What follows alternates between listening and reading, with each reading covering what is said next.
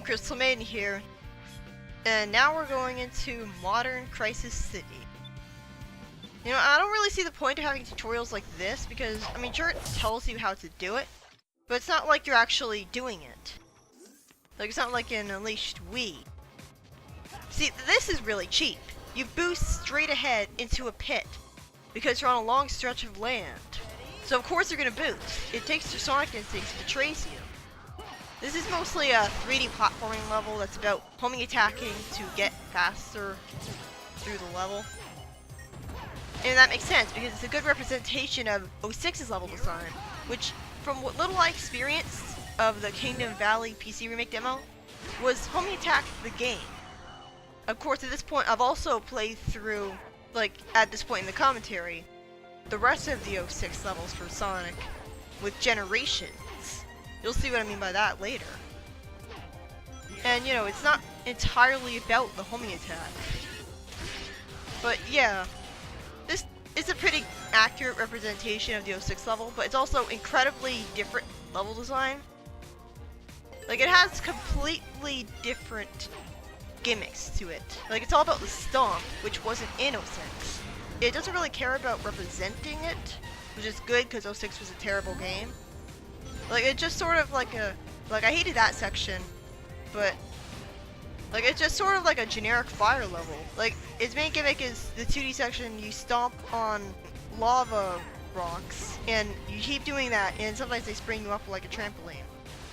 None of the deaths really felt like they were my fault. Like, they're usually due to either the homing attack missing and becoming an air dash, or the controls not being tight enough. Although I guess I have the fact that I was using the control pad to thank for that.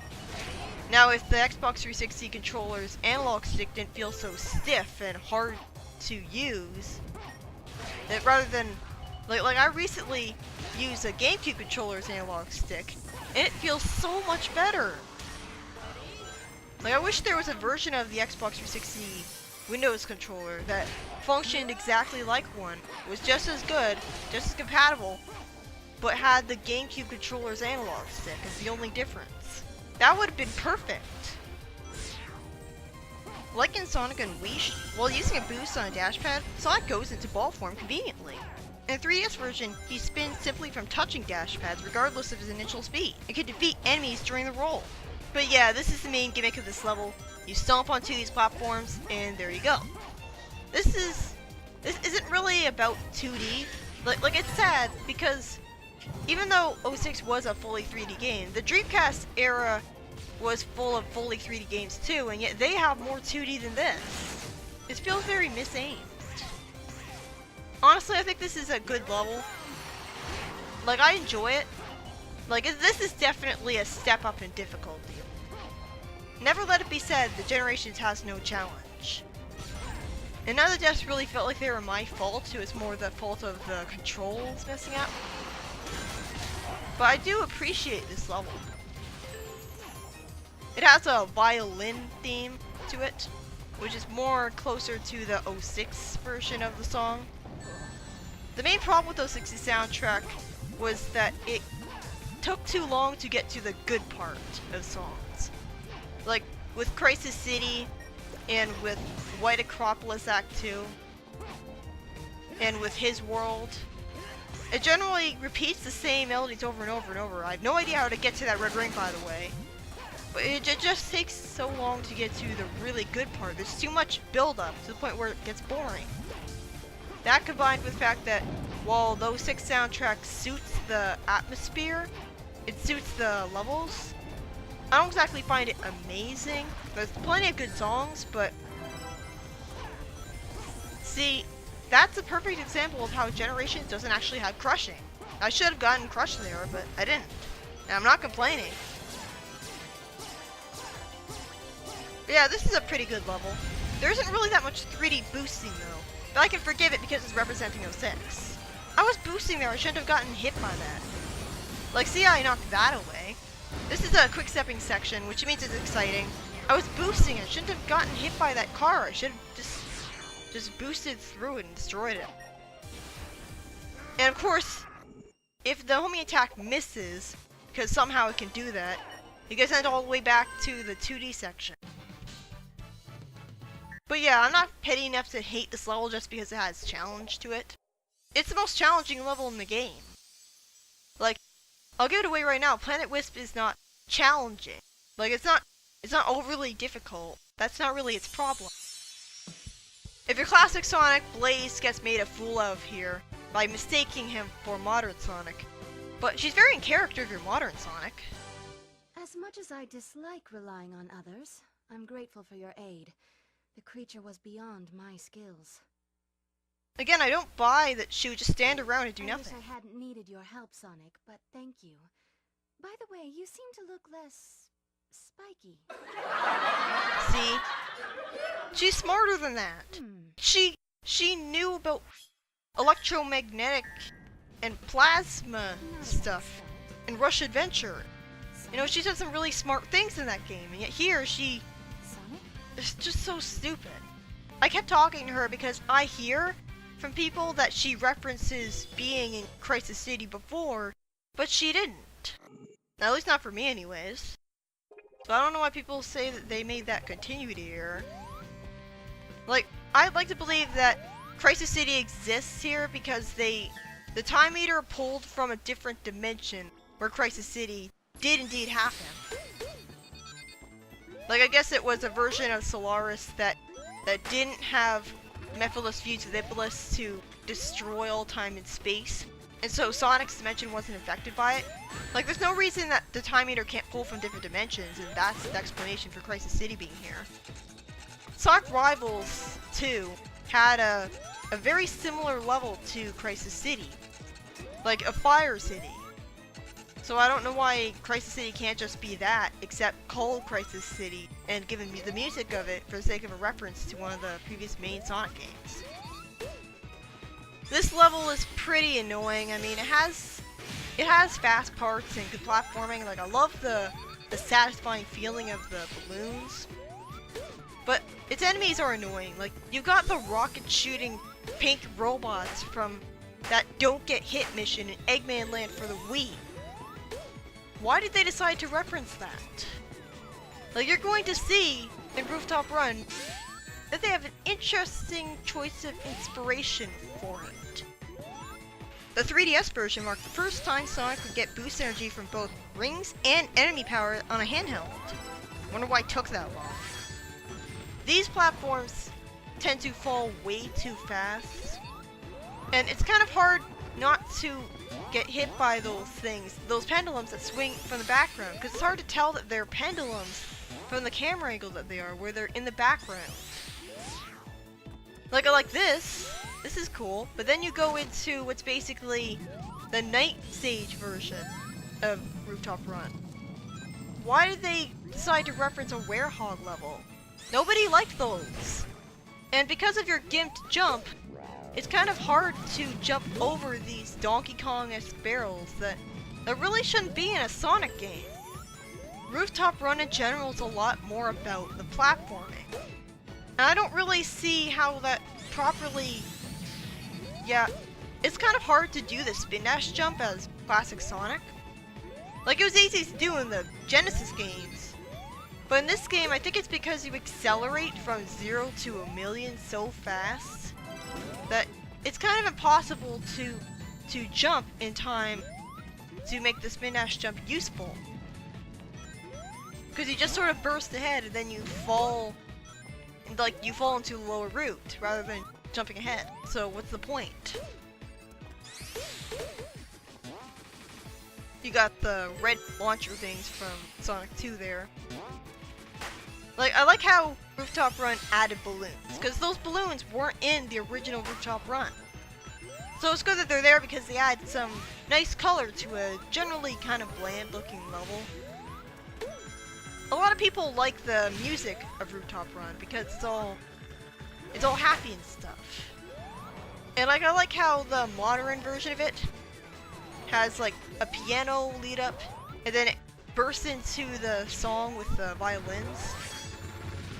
I just think the song is a bit too repetitive and annoying because of that, because it takes too long to get to the rest of the song for the beginning. It just repeats the same melody over and over, and by the time it gets to that melody, It's not even really that great. I don't know. These enemies are kind of annoying. The laser shooting enemies they constantly have to deal with. I like how they add tension to the platforming though. Cause like you gotta make sure you do it right. Like you gotta make sure you're behind that wall. But then it brings you up to that. Like how was I supposed to avoid that? They should have just had the left wall rise up a lot higher. And again, I don't know why you're forced to have somersault walls as classic Sonic. It's a pace breaker. They never did that in the classic games, for good reason. But once again, the bubble shield breaks this level apart. Like it used to be the electric shield that was broken. This is really annoying. I feel sorry for people who come here and don't know yet that you can spin dash with the X button, because they would probably be stuck here. This is the first time that we've had a memorable set piece in the classic Sonic level in this game in a good long while. But it's not really a fun one. Like that clock area is really annoying, especially in the doppelganger race. Yay, running ahead with nothing to do. It's a good thing that you can spin dash there to at least get some thrills. Like generally I can sort of instinctively tell when I'm about to run into a goalpost when it's a long stretch of land with nothing to do. But now we get into the modern version. A lot of hype was centered around this. A lot of people said that this is the best version of Rooftop Run ever made!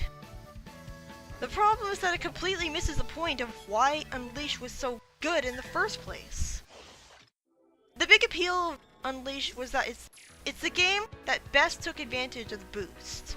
It had level design that was mostly about boosting ahead, and it took advantage of modern Sonic's abilities. But here, I just boosted to a wall. In fact, you're going to be boosting into a wall constantly in this level because it's not about being fast.